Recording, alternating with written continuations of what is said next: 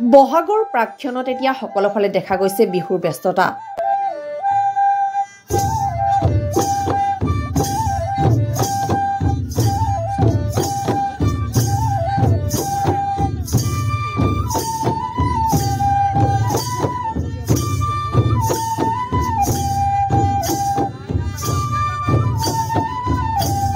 ঠায়ে ঠায়ে অনুষ্ঠিত হৈছে বিহুৰ আখৰা। সকলোৱে ব্যস্ত হৈ পৰিছে উৎসৱৰ আনন্দ ফূৰ্তিত ভাগ লোৱাত। বসন্ত ঋতু আগমনৰ লগে লগেই বড়ো জনগোষ্ঠীয় ৰাইজেও ব্যাপক উৎসাহ উদ্দীপনাৰে উদযাপন কৰে বৈশাখ উৎসৱ। বিভিন্ন ঠাইত বিহুৰ কৰ্মশালাৰ সমান্তৰালকৈ বাক্সা জিলাৰ বৰমাত নিখিল বড়ো ছাত্ৰ সন্থাৰ উদ্যোগত অনুষ্ঠিত হৈছে বৈশাখৰ লগতে জনগোষ্ঠীয় বাদ্যযন্ত্ৰ প্ৰশিক্ষণ।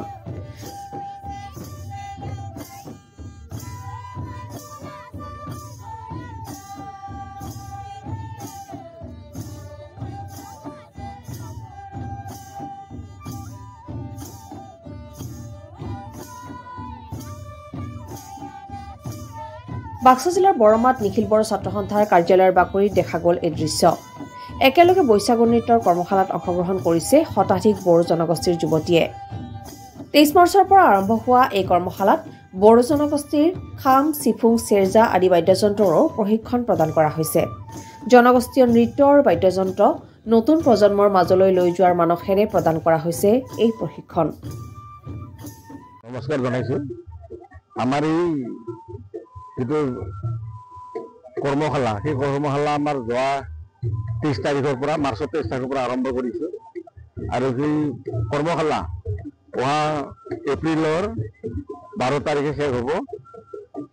আৰু সেই কৰ্মশালা শেষ হোৱাৰ পিছত আমি উদযাপন কৰিব লৈছোঁ। আমি প্ৰত্যেক বছৰ উদযাপন কৰোঁ বহাগৰ 6 তাৰিখে। আমাৰ এইবেলি আমাৰ 14তম হ'ব। সেই 14তমৰ কাৰণে আজি আমি যোৱা 23 তাৰিখৰ পৰা বৰ্তমানলৈকে কৰ্মশালা চলি আছে। আমাৰ জাতীয় বাদ্য বাজনা, খাম, চিফুং, চেৰজা, তাৰ লগতে নাচৰ কৰ্মশালা হৈ আছে। কিমান গৰাকী বৰ্তমান প্ৰায় 200 বাদ্য বাজনা বজোৱাৰ লগতে নাচনীৰ লগত প্ৰায় 200 জন হ'ব।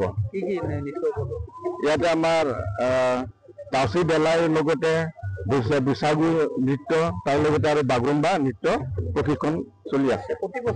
প্ৰতি বছৰে আমি আমাৰ এইবেলি 14তম হ'ল। আজি 14 বছৰ হ'ল, 14 বছৰ হ'ব। গতিকে সেই আজি 14 বছৰে সেনেকৈ কৰ্মশালা কৰি আহি আছোঁ আৰু এইবিলাক আমি কৰিছোঁ।